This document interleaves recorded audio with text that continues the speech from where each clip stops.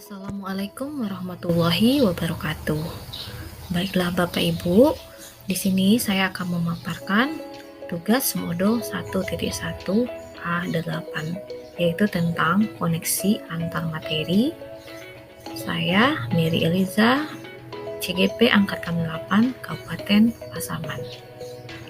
Di sini saya ingin mengungkapkan kembali filosofi Ki Hajar Dewantara tentang pendidikan yang berpihak pada anak, pendidikan yang mempertimbangkan kodrat alam dan kodrat zaman, pendidikan yang bertujuan untuk menuntun bukan menuntut, dan trilogi pendidikan menurut Ki Hajar Dewantara.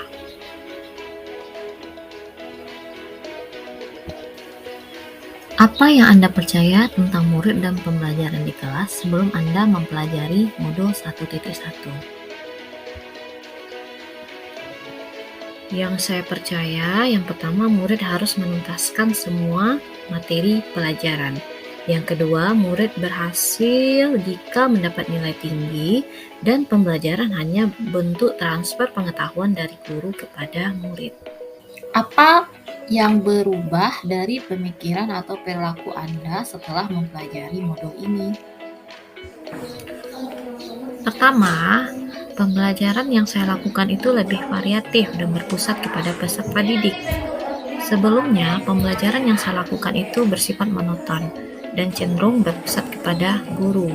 Jadi di sini saya lebih memperhatikan karakteristik peserta didik saya dan melaksanakan pembelajaran yang sesuai dengan karakteristik murid, di antaranya pembelajaran yang bersifat inovatif dengan menggunakan metode dan model pembelajaran inovatif yang merancang kemampuan berpikir kritis dan kreatif murid.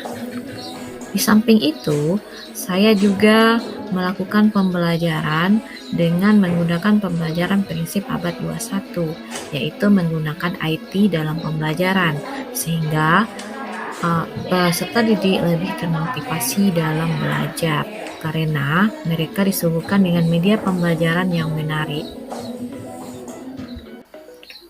Berikutnya, saya mengganti peran saya yang dahulunya adalah sebagai sumber pengetahuan yang berpusat kepada guru. Di sini saya berganti peran sebagai fasilitator yang menuntun murid dalam pembelajaran. Jadi, pembelajaran itu dilakukan berpusat kepada peserta didik, di mana peserta didik dituntut mampu dalam menyelesaikan persoalan. Sedangkan guru menuntun peserta didik dalam pembelajaran sesuai dengan tujuan pembelajaran. Berikutnya, saya lebih memahami kebutuhan murid. Di sini yang kita ketahui bahwa murid itu memiliki karakteristik berbeda-beda dalam belajar. Jadi, kebutuhannya tentu juga berbeda-beda.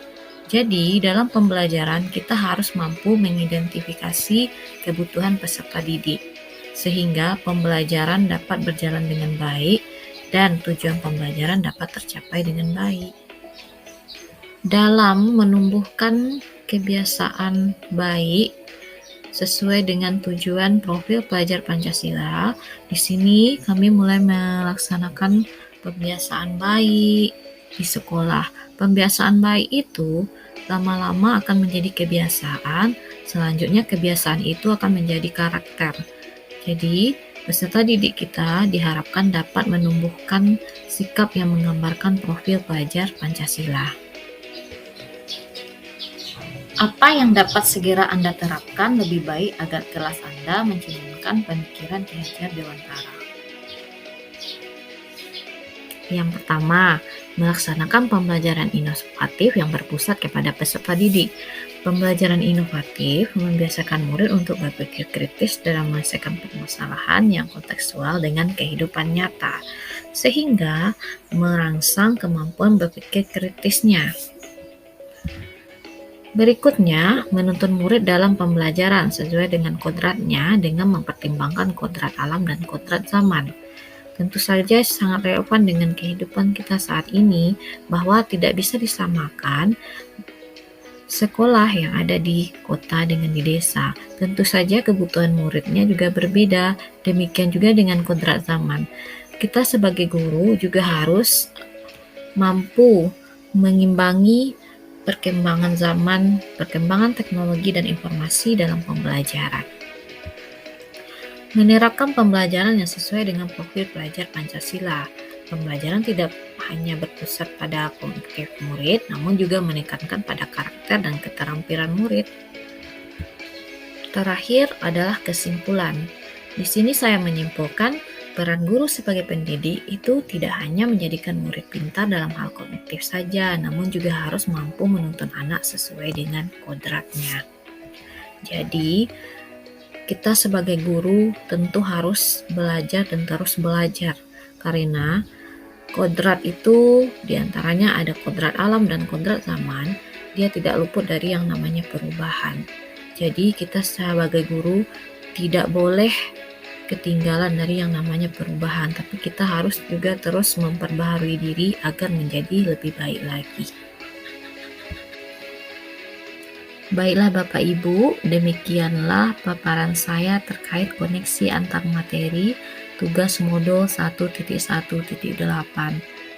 Mohon saran dan masukannya dari Bapak Ibu. Salam calon guru penggerak. Assalamualaikum warahmatullahi wabarakatuh.